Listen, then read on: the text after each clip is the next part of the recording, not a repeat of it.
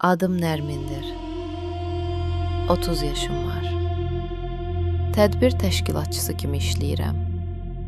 İnsanların ən özəl günlərini planlaşdırıram.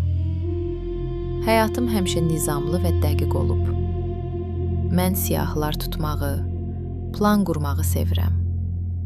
Nişanlım Cavidlə toyumuza cəmi 7 gün qalmışdı. Hər şey hazır idi. Gəlinliyim şkafda asılmışdı və hər dəfə ona baxanda gülümsəyirdim. Qonaq siyahısı təsdiqlənmişdi. 100 nəfərlik yer ayrılmışdı. Anam hər gün sevincək mənə zəng edirdi. Cavid, əlayişi, yaxşı qazancı olan, hamının, xüsusən də ailəmin çox sevdiyi ideal bir namizəd idi. Hamı bizim mükəmməl cütlük olduğumuzu deyirdi. Bazar ertəsi axşamı idi. Toya düz bir həftə qalırdı. Evdə oturub, toya gələn hədiyyələrin siyahısını tuturdum. Birdən telefonuma mesaj gəldi. Cavid yazmışdı. Mesaj çox qısa idi. Bağışla, mən bacarmıram. Əvvəlcə anlamadım. Dəfələrlə oxudum. Əllərim əsməyə başladı. Ürəyim sürətlə döyünürdü. Dərhal onu zəng etdim. Açmadı. Sonra isə telefonu tamamilə söndürdü. Nə demək istəyirsən? Zəng elə. Hardasan? Deyə ard-arda mesajlar yazdım. Cavid getmişdi. Toya düz 7 gün qalmış. Məni tərk etmişdi. Həyatımın ən ağır zənglərinə başladım. Öncə anama zəng vurdum. O sevinclə telefonu açdı. Mən isə titrəyən səslə "Cavid getdi. Toy olmayacaq," dedim. Anam ağlamağa başladı. Suallar verdi. Amma mənim heç birinə cavabım yox idi. Sonra şadlıq sarayına zəng edib hər şeyi ləğv etdim. Telefondakı qadın soyuqqanlıqla behin yanacağını dedi. Tək elə olsun, deyə bildim. Gülləri, fotoqrafı, musiqiçiləri, hər şeyi ləğv etdim. Etdiyim hər bir zəng kiçik bir ölüm kimi idi. Qohumlardan gələn "Sən daha yaxşısına layiqsən" mesajları məni ovutmurdu. Mənə sadəcə cavablar lazım idi. Cavidlə birgə tutduğumuz böyük evin kirayəsini tək başına ödəyə bilməzdim. Buna görə də kiçik, ucuz bir mənzilə köçdüm. Bütün həyatımı qutulara yığdım. Gəlinliyi isə ən dibə qoyub qutunun ağzını bağladım. Yeni, bomboş, soyuq mənzilimdə yerə oturub günlərlə ağladım. Mükəmməl həyatım, mükəmməl planım dağılmışdı. Aylar keçirdi. Mən sadəcə mövcud idim. Yaşamırdım. İşimdə səhvlər edirdim. Müdirim vəziyyətimi görüb, mənə məcburi ödənişli məzuniyyət verdi. Get, özünə gəl, sonra qayıdarsan, dedi. Evdə nə edəcəyimi bilmirdim. Bir gün evdə təmizlik edərkən babamdan qalma köhnə cib saatını əlimdən saldım. Şüşəsi çilikləndi, saat dayandı. Bu mənim üçün son damla oldu. Həyatım, xəyallarım, indi isə babamın mirası qırılmışdı.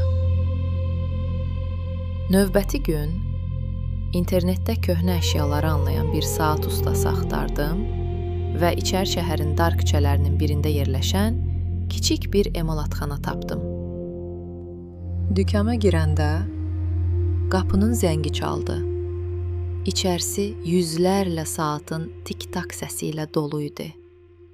Arxadan 40 yaşlarında, saçı dən düşmüş, sakit baxışlı bir usta çıxdı. Adı Qabil idi. Sınmış saatı ona uzatdım. Saatı incəliklə əlinə alıb, dedi, "Bunun çox yaxşı ürəyi var. Sadəcə biraz zaman və qayğı lazımdır." Bu sözlər mənim içimdə nələrəsə toxundu. Sanki saata yox, mənə deyirdi. Bəlkə mənə də zaman və qayğı lazım idi. Bir həftə sonra saatı götürməyə gedəndə o yenidən işləyirdi. Tik-tak səsi mənə o qədər hüzur verdi ki, gözlərim doldu. Qabil usta məndən çox cüzi bir məbləğ aldı. Köhnə bir əşyanın yenidən həyata qayıtdığını görmək mənim üçün ən böyük ödənişdir, dedi. O gündən sonra tez-tez Qabil ustanın yanına getməyə başladım. Bəzən ona paxlava və ya şəkərbura aparırdım. Çay içib söhbət edirdik. Cavid həmişə gələcəkdən, puldan, böyük planlardan danışardı. Qabil isə indidən, sadəlikdən və atılmış əşyaların içindəki gözəllikdən danışırdı. O mənə izah etdi ki, saatın içindəki kiçik çarxlar həyat kimidir. Biri qırılanda hər şey dayanır. Amma təmir edəndə həyat yenidən davam edir. Qabil ustanın məsləhəti ilə balkonda kiçik bir bağça saldım. Reyhan pomidor əkdim. O bitkilərin yavaş-yavaş böyüməsini izləmək mənə səbir və yaşamaq həvəsi verdi. Mən artıq sadəcə mövcud deyildim, yaşayırdım. Qabillə birlikdə dəniz kənarında gəzir, sadə qəhvə içir, səssizliyin dadını çıxarırdıq. O mənə keçmişim barədə suallar vermirdi. Məni olduğum kimi qəbul edirdi. Anladım ki, Cavidlə mən onun arzularını yaşayırdım. İndi isə sadə, kiçik, amma tamamilə mənə aid olan bir həyatım var idi. Özümü çox xoşbəxt hiss edirdim. 6 ay keçmişdi. Artıq həyatım tam qaydasına düşmüşdü. Bir şənbə günü qapım döyüldü. Gözləmədiyim halda. Qarşımda Cavid dayanmışdı. Zəifləmişdi. Yorğun görünürdü. 6 aydan sonra qapıma gəlib ikinci şans istəyirdi. Təşviş atakı keçirdiyini, o qədər məsuliyyətdən qorxduğunu, 6 ay psixoloq yanına getdiyini və hələ də məni sevdiyini dedi. O yenidən köhnə, o mükəmməl həyatımızı qurmaq istəyirdi. İçimdəki bir tərəf hələ də o mükəmməl gələcək xəyalını xatırlayırdı. Amma digər tərəfim indiki sakit, huzurlu həyatımı, eyvandakı çiçəklərimi və Qabil ustanın dükkanındakı o isti, təmənnasız huzuru sevirdi. Çox tərəddüd içindəydim. Axşamüstü Qabil ustanın yanına gedib hər şeyi ona danışdım. O hər zamanki təmkinli halı ilə mənə baxdı, yüngülcə gülümsəyib sadəcə bunu dedi. Özünü ən çox özün kimi hiss etdiyin həyatı seç. Nə qərar versən də, mən sənə qəzəblənməyəcəyəm. Sizcə, Nərmin nə etməlidir? Keçmişinə qayıtmalı? Yoxsa onu sakit və özünə aid olan bu yeni həyatı seçməlidir? Bəs siz olsaydınız, hansı yolu seçərdiniz? Fikirlərinizi rəy bölməsində yazın.